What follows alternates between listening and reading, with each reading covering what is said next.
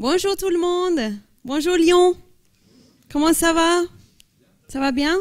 Juste parmi vous, combien parmi vous est de Lyon même?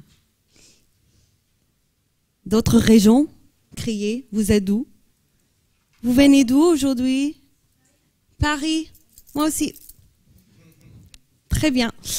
Donc aujourd'hui, on va vous parler un tout petit peu sur un sujet très hot topic, c'est le RGPD. Donc même les startups, les PME, ils doivent s'y préparer. Donc aujourd'hui, on va juste vous donner quelques conseils, vous donner le règlement en général. C'est quoi exactement le RGPD et ça veut dire quoi pour nous?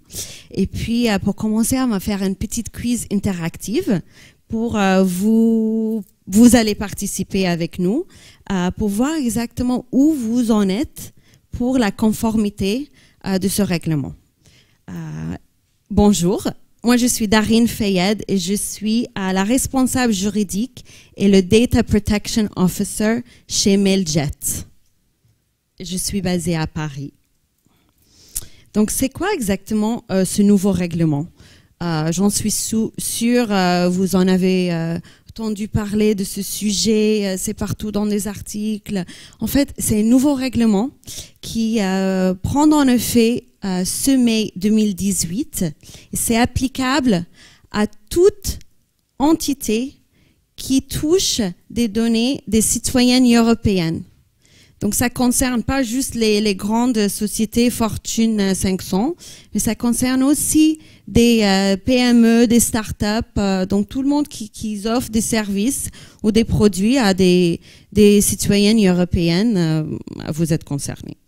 Et c'est vraiment ça fait plus de 20 ans qu'on n'avait pas un changement de loi de ce grandeur.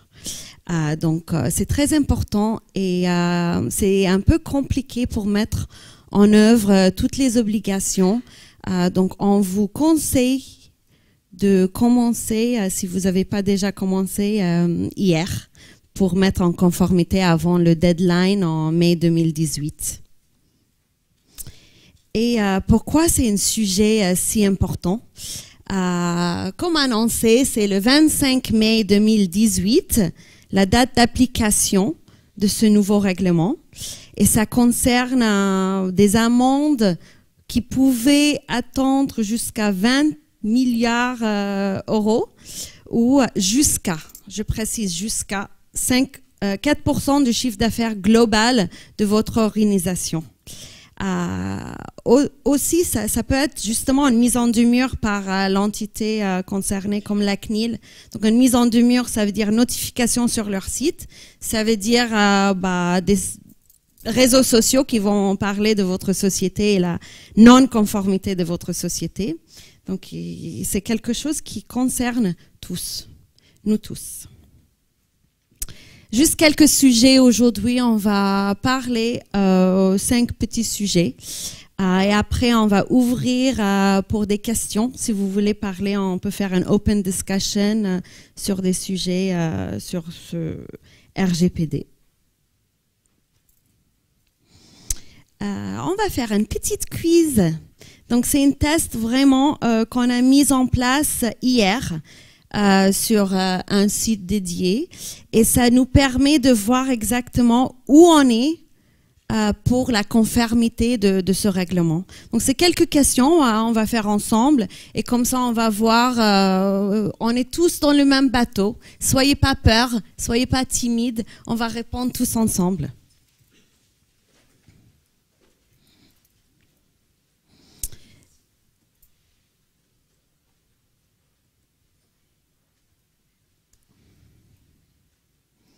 Et pour faire bouger, vous avez dit Alt, Tab, mais maintenant ça ne marche plus. Voilà. Aujourd'hui, juste par a raise of hands, levez les mains, dites-moi parmi vous, dans vos secteurs, vous êtes plutôt en IT, plus d'une moitié des gens. Très bien. Banking, Une personne. Healthcare, la santé. 2 organisations, très bien. Consulting, management, quelques-unes. Donc, on va cliquer sur A, parce que j'ai vu plus de 50% aujourd'hui. Et parmi vous, vous traitez des données ou vous collectez des données avec des citoyens européennes. 75%. Yes, I love Europeans. Et vous collectez en fait des informations sur vos clients, leur nom, leur adresse email, carte de crédit, d'autres informations pertinentes. Of course I do. Bien sûr. Et est-ce que vous savez si vos données sont encryptées? Est-ce que c'est une sécurité sur ces données? Oui? Je suis pas sûre. Non? Pas du tout? Mais je vais cliquer à non, A, et on va en parler un peu plus tard sur ce petit sujet. Et vous connaissez le principe de data minimisation. Ça veut dire que vous collectez ou vous traitez que les données nécessaires pour le contrat avec vos clients, pour pouvoir donner vos prestations de services ou votre produit. C'est vraiment les données qui concernent votre client. Donc, vous répondez par A, data mini quoi? B, bien sûr. Ou C, non, pas du tout. On est tous dans le même bateau. Merci pour vos réponses. On ne va pas vous signaler après, donc il n'y a pas de souci pour répondre. Après, est-ce que vous demandez expressément à vos clients leur consentement pour envoi des mails, envoi des campagnes marketing? Oui? A? Yes, tout le temps. B, parfois. Ou C, non, je demande jamais. Ok, je vois la plupart du monde a répondu B, parfois.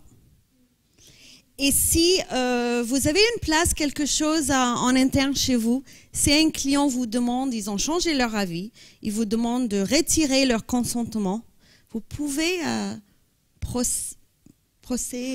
vous pouvez répondre facilement à cette demande, ce type de demande. Oui, c'est très facile chez nous de retirer le consentement. B, non, on ne peut pas faire ça. Ou C, je ne suis pas sûre. Très bien. Donc c'est C, je ne suis pas sûre. Je ne suis pas sûre. Vous avez une vue globale sur toutes les données que vous collectez et traitez chez vous. Donc ça veut dire que c'est un registre de données qui était mis en place chez vous, avec un détail de toutes les données collectées, pendant combien de temps, pour quelle raison. Oui, c'est très clair et net chez nous. Bravo. B, oups, il faut qu'on fasse ça. Très bien, j'ai cliqué B. Et parmi vous qui ont fait cette analyse, le chemin est en train de commencer, halfway there, 50%, 75%, 100%. Je vais mettre 25%, parce que j'ai vu parmi vous pas trop de data registry. Est-ce qu'il y a un procès spécifique chez vous pour pouvoir transférer les données aux clients directement? Toutes leurs données directement, data portability. Oui? C'est un export de données clair et net. 5 personnes. Ou B? Non, on ne fait pas ça. D'accord, c'est B. C'est très bien que vous êtes là aujourd'hui. On va en avoir beaucoup de choses de parler. Vous savez aujourd'hui si vous en avez besoin d'une déléguée de protection des données personnelles? Oui, je sais très bien. Ou non, on n'est pas sûr. D'accord, c'est B. Not yet. Et on va juste mettre organisation ici. Est-ce qu'il y a chez vous une procès pour la notification des menaces de data? Donc, si vous avez un salarié qui a une potentielle menace, il voit qu'il y a quelque chose dans le système, est-ce qu'ils savent exactement à qui donner ces informations, dans combien de temps? Est-ce qu'il y a une petite procédure de data breach notification? Oui, sûr ou non? En tout cas, ça ne va jamais se produire. C'est B pour la plupart du monde, not sure. Et là, c'est par rapport à vos prestataires à vous. Donc, votre organisation utilise des prestataires de services. Est-ce que vous savez combien vous utilisez aujourd'hui? A, 0, on n'utilise rien, on fait tout chez nous. B, 1 à 10. C, 10 à 100. Très bien. Ou D, plus de 100. Très bien.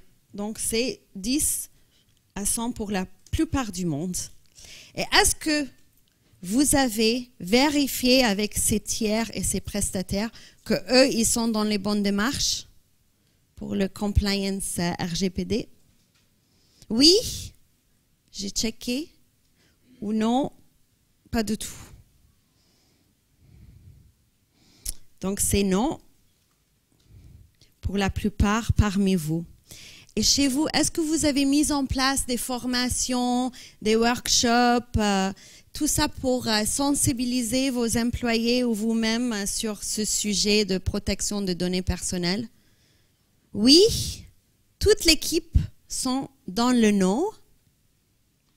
Ou B, non, pas encore. Donc, c'est pour la plupart, c'est pas encore. B. Pour vos documentations en ligne, comme vos conditions générales ou le politique de confidentialité, vous avez mis à jour ces documents récemment? Oui, c'est mis à jour, tout est bon. Ou B, non, ça doit être fait. D'accord, je vais mettre B. Voilà, vous avez tous eu un 0 sur 10, bravo, c'est un bon score. Si vous êtes intéressé pour faire vous-même ce petit quiz, à la fin, il y a aussi toutes les réponses qu'on a mises en ligne par rapport au règlement et des obligations qui sont mises en place. Bon, vous regardez, allez-y sur le site. Et vous allez voir votre score ou le score de votre personnel.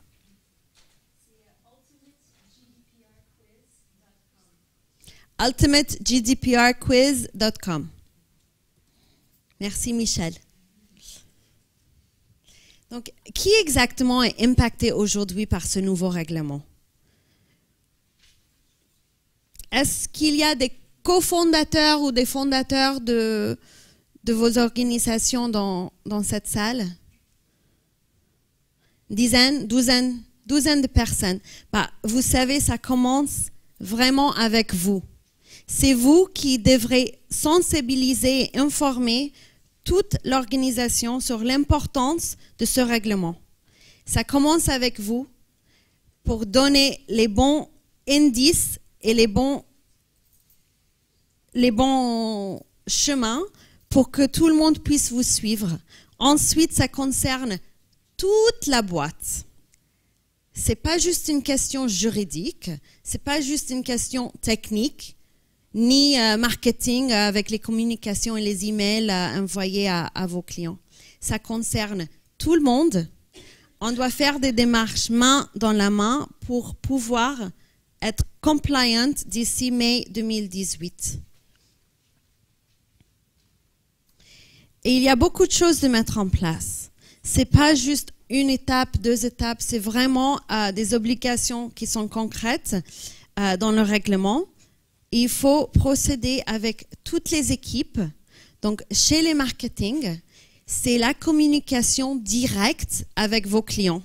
Donc, ça devrait être l'image de vous-même avec les communications transparentes et claires à tous vos consommateurs et vos clients. Avec les techos, l'équipe IT, c'est vraiment le procès en interne qui doit assurer et respecter le droit de tous vos clients sur leur protection de données personnelles. Donc même les procès en interne doivent respecter privacy by design, privacy by default. Il faut mettre en place toutes ces choses techniquement pour pouvoir répondre aux clients dans les délais avec les bonnes informations. Et chez les legal, si vous en avez, sinon chez les compliance, c'est vraiment la documentation, tout ce qui est les politiques en ligne que vous transmettez à vos clients, toutes les clauses et les contrats avec vos providers, avec vos prestataires. Tout ça doit être vraiment transparent et respecté avec le règlement. Donc, il y a pas mal de choses à commencer à mettre en place.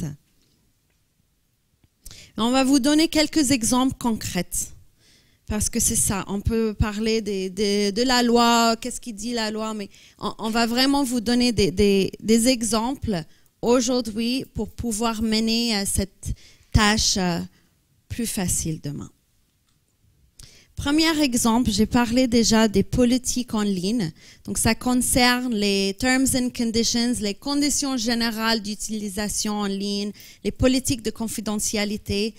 Le RGPD donne spécifiquement les obligations, les informations que vous devrez donner à vos clients. Donc, c'est les informations qui concernent quelles données vous collectez,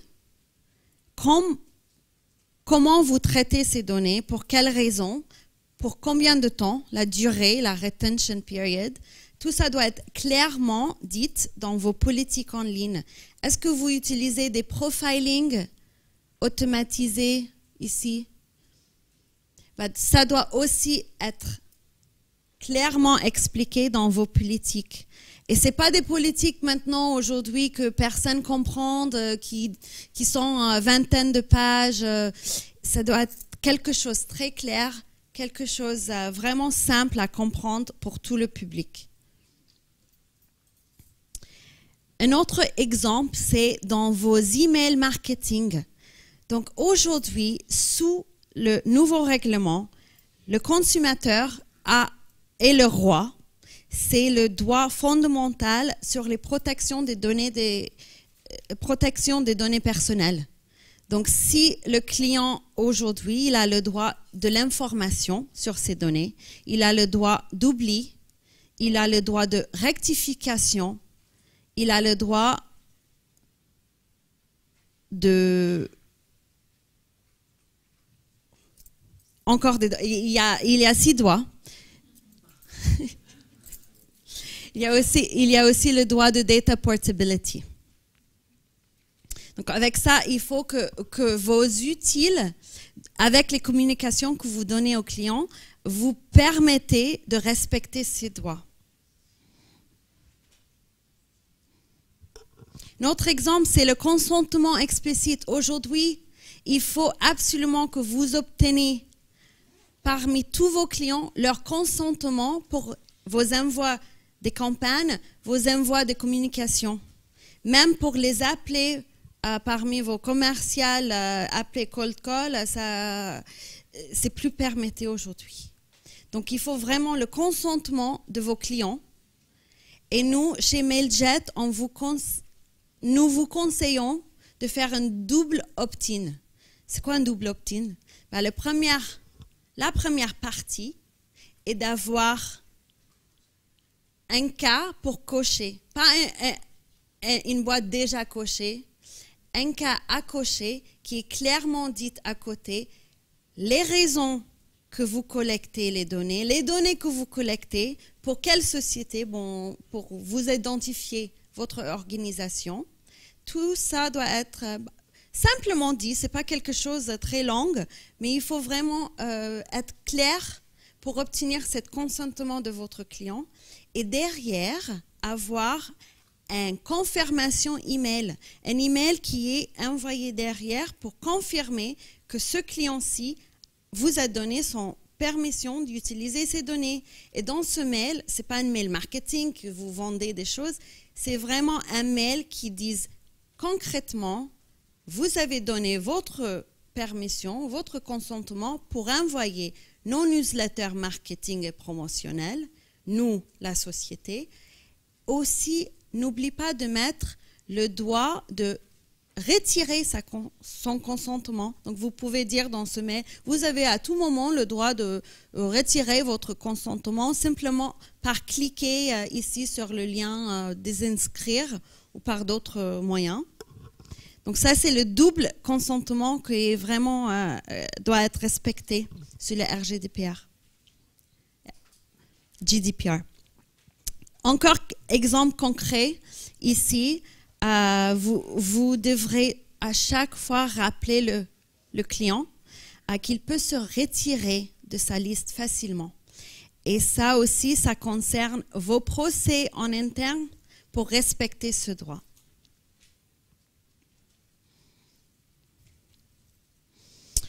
On va faire une petite flash focus sur les utiles qui peuvent vous faciliter les choses dans ce nouveau monde de protection de data. Ici dans la salle, dites-moi combien parmi vous utilisent des CRM comme Salesforce et 65%, je dirais. Combien parmi vous utilisez des social media, LinkedIn, Twitter pour vos organisations? 90%. Et parmi vous, des messaging comme Slack pour communiquer en interne, aussi 80%. Donc, nous, tous, utilisons ces utiles. On utilise les prestataires en interne, en externe.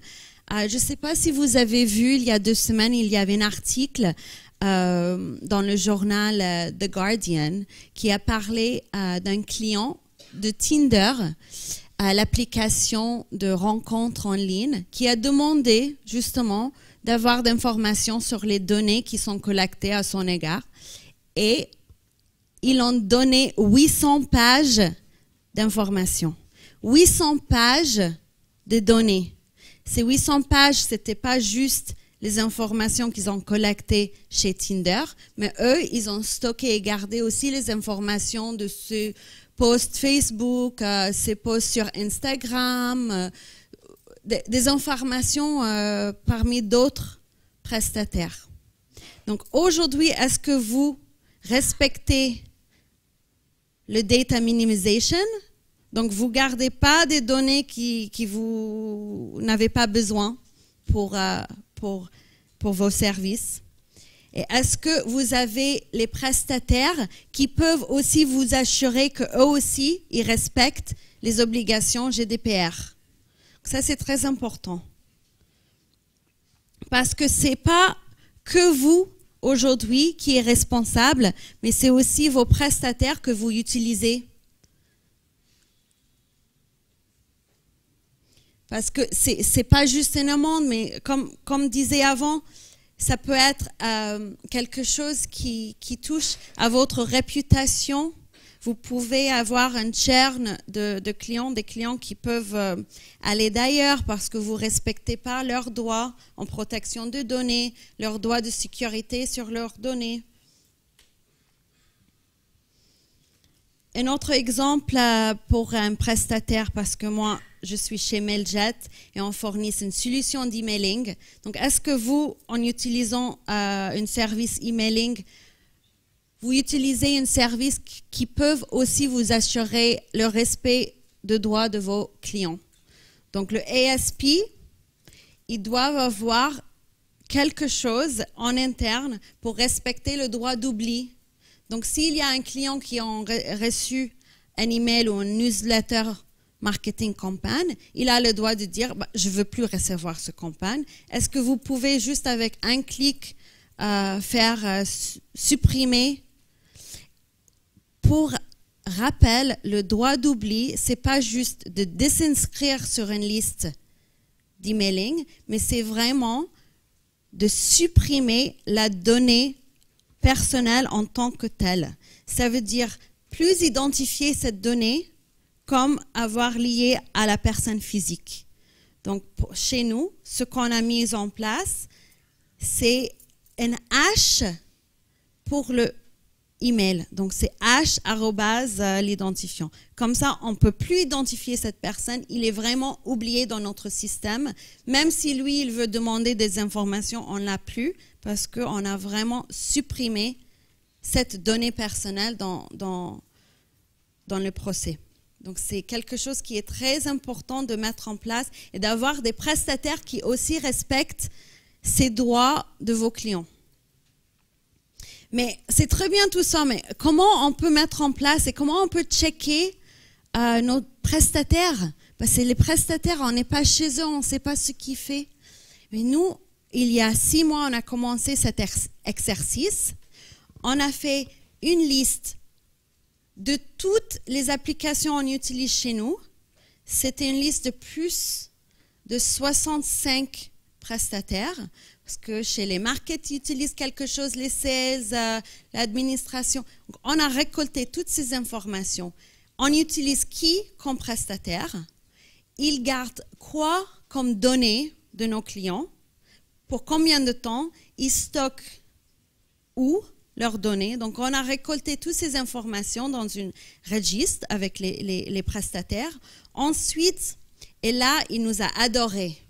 On les a envoyé un questionnaire de 15 à 20 pages pour vérifier leurs mesures organisationnelles et techniques sur la sécurité et sur la protection des données personnelles. Et avec cette petite questionnaire, on a analysé les risques en utilisant cette prestataire.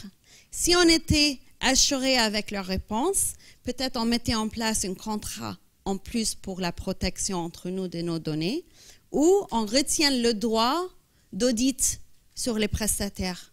Parce que ce n'est pas juste quelque chose qu'on fait aujourd'hui pour mettre en conformité, mais il faut être renouvelé tous les ans pour encore vérifier avec tous les prestataires qu'eux, ils rentrent dans le bon processus, ils respectent le droit à tout moment.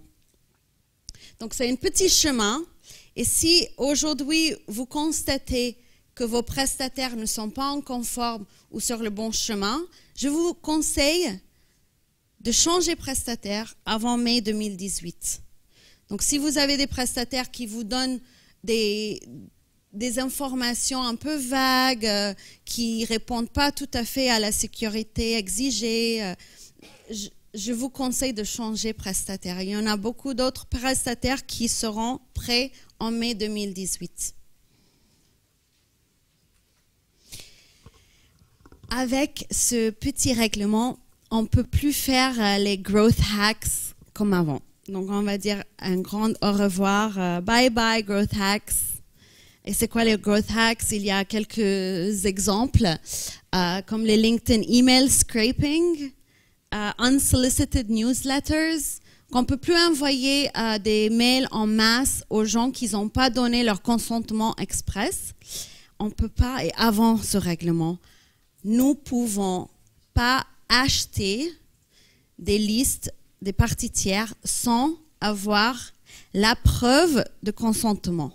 Donc, chez vous, avec la confirmation email que vous recevrez, vous gardez ça comme preuve de consentement avec la date, l'heure de consentement. Vous êtes sûr que ce client vous a donné son consentement. Chez Mailjet, ça fait plus de 8 mois que nous, on est sur ce chemin de compliance à RGPD.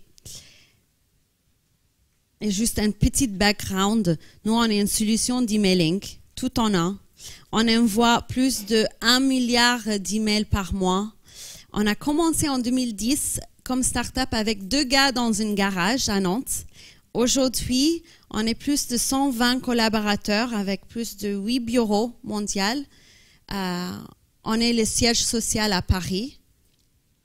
Et c'est vraiment des outils pour vous permettre d'envoyer des mails, marketing transactionnel avec des tools, drag and drop, des template builders et des choses comme ça. Et quand on a commencé en janvier, février cette année, il n'y avait pas beaucoup d'informations sur ce sujet primordial.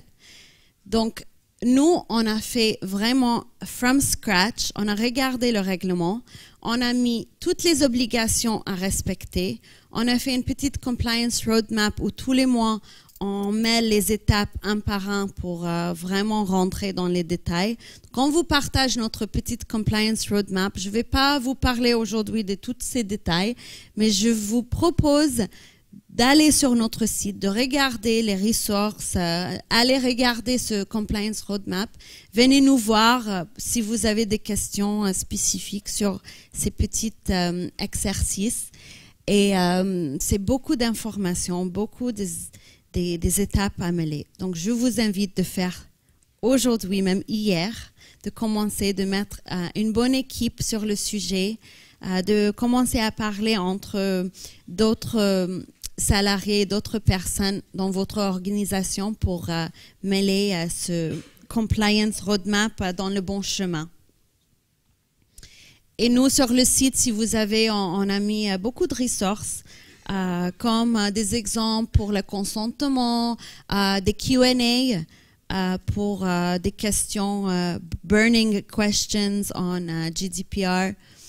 Donc, il y a des ressources à voir. Et vous savez qu'ici, c'est vraiment quelque chose qui était fait from scratch.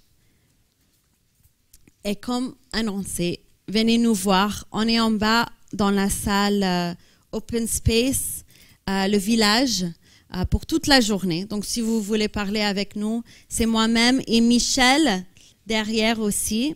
Hello Michel.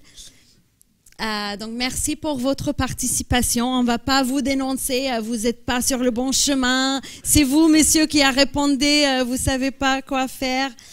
Donc, merci. Et là, on va ouvrir à faire une open discussion. Donc, dites-moi qui a des questions sur ce sujet burning. Messieurs.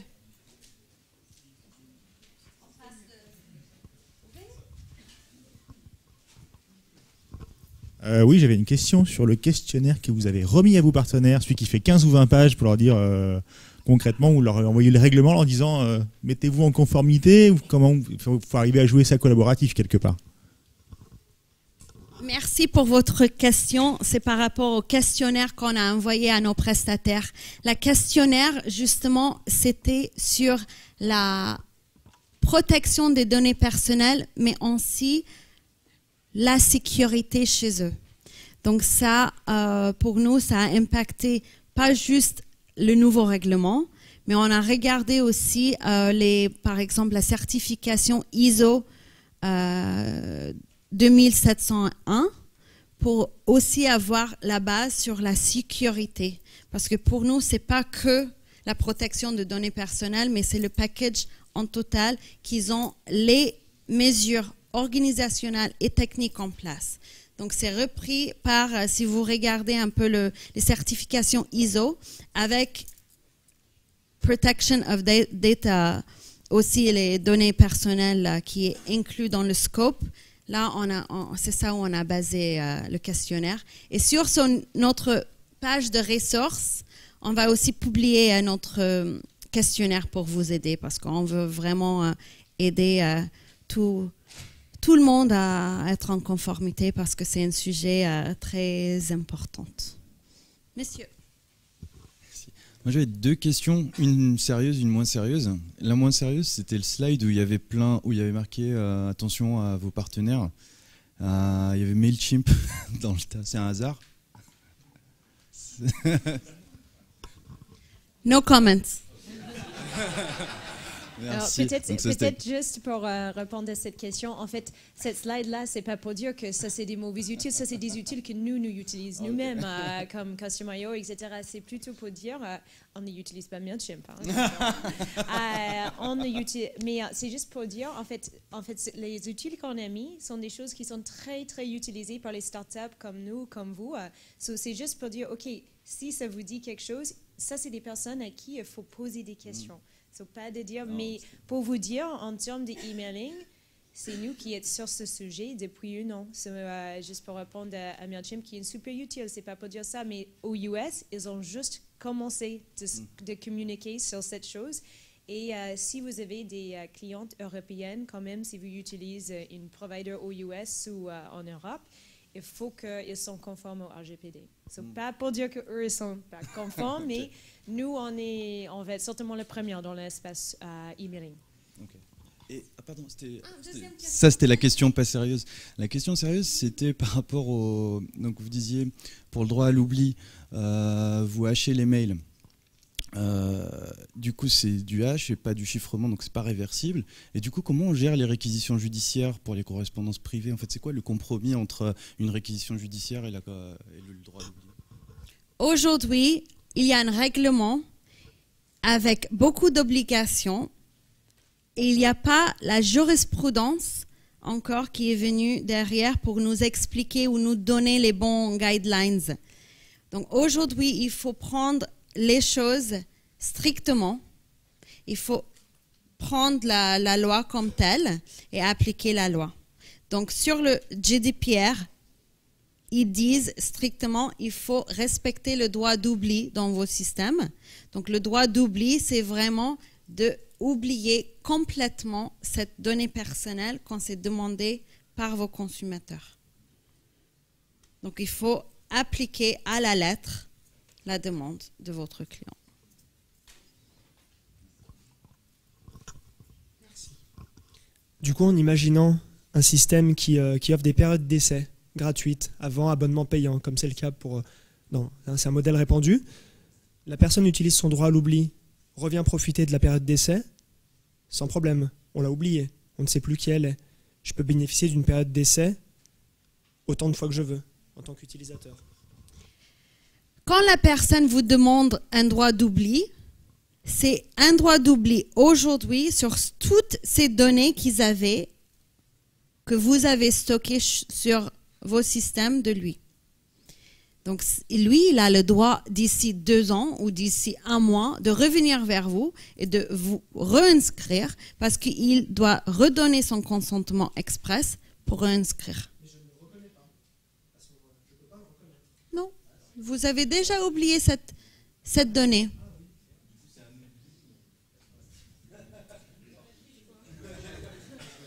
Et s'il y a un procès chez vous pour le ticket de support où justement la personne vous avait demandé le droit d'oubli, vous avez procédé à supprimer ces données personnelles, même le ticket support doit être supprimé. Donc s'il revient d'ici 1 semaine ou 2 ans, on n'a plus d'informations qui nous a demandé d'oublier. Ça, c'est en appliquant strictement la loi. Monsieur. Alors moi, j'avais une question sur le consentement. Actuellement, dans la CNIL, la CNIL fait une différence entre le B2B et le B2C. Droit d'information plutôt en B2B toléré et opt-in ou du moins consentement explicite en B2C. Demain, dans la RGPD 2018, c'est la même chose pour tout le monde? Il faut distinguer c'est quoi une donnée personnelle. Il faut distinguer un email d'une personne bien identifiable à cette personne physique. Donc vous, votre email personnel et votre email professionnel sont des données personnelles. Donc ça applique B2B et B2C sur le RGPD. Aujourd'hui, toutes les quelques semaines, il y a les Working Party Guidelines qui vont être publiés. Donc, toutes les quelques semaines, il y a des informations complémentaires sur les sujets dans le cœur de ce règlement. Il y a une semaine, c'était sur le profiling. Il y a 3 semaines, ils ont publié quelque chose sur le DPO, Data Protection Officer, pour vraiment donner plus d'informations, des exemples concrets à quoi il veut, pour plus expliquer et rentrer plus en détail de la loi. Donc, je vous propose de voir s'ils vont publier les guidelines sur le consentement. On attend tous ces guidelines pour voir un peu plus d'informations sur ce sujet. Oui. Oui, bonjour. Du coup, dans le cadre de mon activité, je pense de plein d'autres, on échange beaucoup de données avec nos clients, que ce soit par mail, que ce soit par différents outils collaboratifs, que ce soit sur notre CRM, etc. Donc le droit à l'oubli, on doit avoir quelque part dans notre organisation un bouton qui dit « je reset tout concernant cette personne sur toutes mes plateformes. » C'est bien ça. Et est-ce qu'il existe aujourd'hui des projets pour interconnecter toutes les plateformes et dire stop, je supprime tout ou est-ce que vous pensez à ça, vous ? C'est notamment dans vos procès IT et vos data centers et le stockage de vos données. Est-ce que chez vous, dans votre organisation, vous avez un moyen déjà de sortir pour le droit d'information, de connaître toute l'information et les données que vous gardez sur cet individu?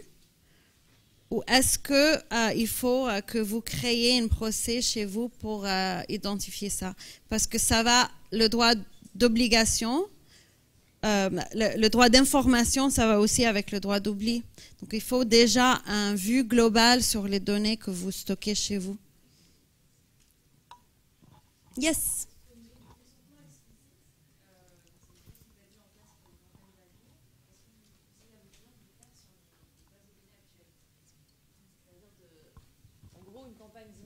Auprès de toute la base de données pour dire est-ce que vous êtes d'accord pour qu'on continue à vous envoyer des informations? Déjà à la base, il faut vérifier si vous avez bien gardé la preuve de consentement dès le début. Pour cette raison spécifique. Donc si vous avez déjà le consentement enregistré chez vous sur cette base de données, vous continuez à utiliser tant que vous avez la preuve. Si c'est pour une autre raison et vous voulez envoyer d'autres choses qu'ils n'ont pas donné leur consentement express, il faut renouveler et redemander un consentement express. Double opt-in. Il faut vraiment voir parce qu'il y a des cas différents. C'est juste une base de données, mais il faut voir comment on a obtenu cette base de données. Est-ce qu'on a bien la preuve pour documenter tout ça? Et en fait, c'est un peu une question qu'on a vu récemment parce que les startups, vous êtes souvent, et quand même les grandes entreprises, on est souvent au salon. Et souvent, on reçoit des adresses email au salon, par exemple, donnez votre carte de visite pour gagner quelque chose. En fait, dans les salons, il faut avoir une petite carte qui dit si vous nous donnez votre carte, en fait, on va vous contacter en cas où vous avez gagné, etc. Et il faut prendre une petite photo de ça pour ce qu'en cas où vous êtes demandé comment vous avez cette base de données, vous avez la preuve. Sur cette pointe de rien sur la preuve, c'est vraiment une chose super importante. J'avais une question par rapport aux données de facturation. Par exemple, un client qui a souscrit à des services, il y a des factures qui ont été émises, il demande je veux disparaître. Comment vous avez, comment doit être ensuite interpréter les factures derrière? On ne va pas retirer le nom de l'interlocuteur. Il faut harmoniser le droit d'oubli avec aussi les obligations légales pour les registres, pour garder la facturation, parce que là, c'est 10 ans. Physique ou dématérialisé. Donc il faut vraiment voir avec tout ce que vous demandez, si vous documentez le procès chez vous, vous avez identifié ça comme question ou problème, vous avez répondu dans un document, un procès en interne chez vous, vous avez la preuve chez vous en cas de contrôle, en cas, voilà, vous avez déjà identifié et vous avez mis en place votre résolution. Donc, c'est la bonne fois que vous avez déjà pensé de ce type de questions. Vous avez mis en place une réflexion dans votre organisation. Donc, c'est pas juste on s'en fout, on fait tout ce qu'on veut, mais c'est vraiment, vous avez réfléchi, vous avez mis... Donc, c'est pour ça aussi la documentation est primordiale. Il faut tout documenter. Breach notification, on identifie qu'on n'a pas besoin de DPO, vous mettez une PV ou quelque chose en interne chez vous pour mettre en œuvre tous ces éléments. Yes. Est-ce que ça concerne que les emails marketing ou est-ce que les emails aussi in-app, par exemple de notification dès qu'on reçoit un message par un autre utilisateur au sein du site, est-ce que ça concerne aussi ce type d'email? À mon avis, c'est aussi un marketing. Si c'est lié à l'app, à l'application, c'est quelque chose... Forcément, si par exemple vous avez reçu un nouveau message privé sur le site, par exemple un site de rencontre. Quand ils ont justement souscrit à ce site de rencontre, j'espère qu'avec la politique en ligne, ils ont bien identifié et être transparents que vous allez, on va collecter, pour souscrire, vous allez nous donner telle et telle information. On va utiliser telle et telle information pour les raisons suivantes. Et c'est dans votre politique, c'est très clair aux clients. Donc, quand ils souscrivent, ils doivent aussi avoir le double opt-in pour souscrire avec l'email confirmation. Comme ça, vous êtes vraiment dans le bon règle. Messieurs, vous, après vous. J'ai une petite question similaire à celle de la facturation. Je travaille dans le e-commerce, on vend des articles qui sont garantis N années. Si la personne demande le droit à l'oubli, comment on fonctionne avec les garanties? C'est une très belle question. Là, je vais dire exactement la même chose. Il faut vraiment harmoniser les obligations par rapport aux garanties que vous avez avec le droit d'oubli. En fait, quand le consommateur vous demande le droit d'oubli, il faut repréciser avec son consommateur qu'est-ce qu'il veut exactement. Et vous précisez, est-ce que vous voulez que vous soyez complètement 100% oublié? Ça veut dire que tac, tac, tac. Et si vous donnez ces informations, eux, ils vont vous répondre et vous allez... parfois, des gens, ils ne savent pas ce qu'ils demandent. Donc, il faut aussi le rappeler. Vous voulez juste être supprimé de ce mail ou vous voulez vraiment le droit d'oubli qui concerne et vous... Comme ça, vous évitez aussi d'être dans une situation précaire. Mais s'il demande de tout oublier, légalement pour les factures, parce qu'on a des contrôles donc je vous conseille, de créer un procès en interne. Si le client vous demande un droit d'oubli, nous on fait 1, 2, 3. Vous documentez vos procès. On peut lui dire on oublie tout sauf ça, ça, ça. Par exemple. D'accord. Merci. Si c'est documenté, vous avez déjà la réflexion en interne. Bonjour. Oui, bonjour. Les questions ont beaucoup porté sur la relation entre le client et puis une société. Quand on est dans le cadre d'une application métier, une solution métier qui est déployée dans une organisation, est-ce que ça concerne également les utilisateurs de cette organisation? Est-ce que tous les utilisateurs de cette application devront donner un consentement, avoir droit à l'oubli? Donc vous parlez des salariés. Des salariés d'une organisation chez qui on a installé une application. Oui, voilà. Parce que le règlement concerne toutes données personnelles collectées par votre société. Donc c'est aussi les données personnelles sur vos employés. Donc ça veut dire c'est l'organisation arrache pour collecter des CV. S'il collecte, je ne sais pas, le prénom de l'arrière-grand-mère, est-ce que c'est vraiment une donnée qui est obligatoire pour avoir les services en arrache? Donc il faut aussi voir en interne, vous pouvez...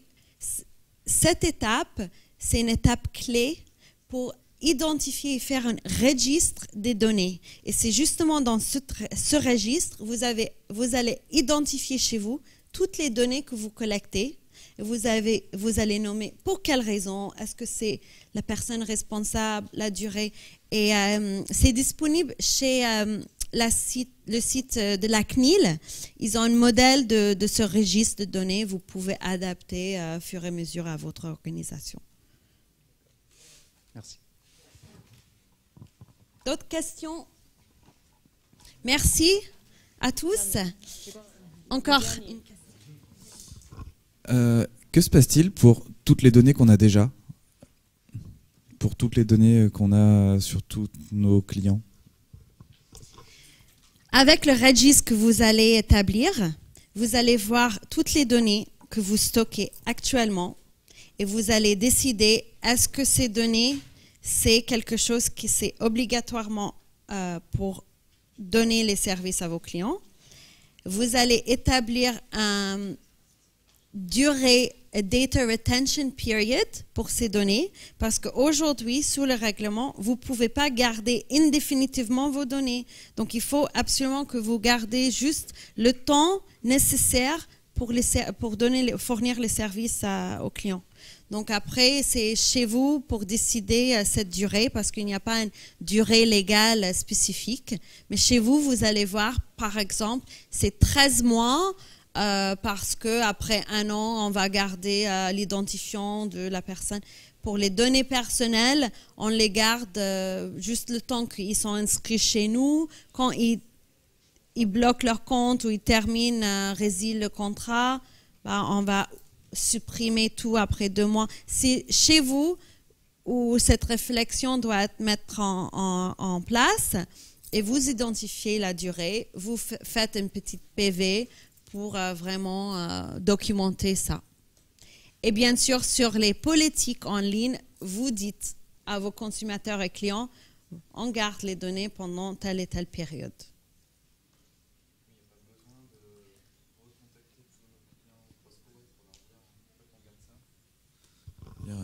Ma question portait aussi sur est-ce qu'il faut du coup informer nos prospects qu'on a déjà, qu'on a fait tout ça? Faites une mise à jour à vos documentations en ligne pour tout mettre clairement sur votre site, les données que vous collectez, les raisons pour lesquelles vous collectez ces données, la durée, vraiment mettre tout ça en transparence pour tout le monde et pourquoi pas une petite notification à votre base de clients pour dire nous venons de faire une mise à jour à nos politiques en ligne pour être en conformité avec le RGDP. C'est une bonne technique aussi de récolter peut-être des nouveaux consentements. Donc faire une petite notice à tout le monde pour faire un update.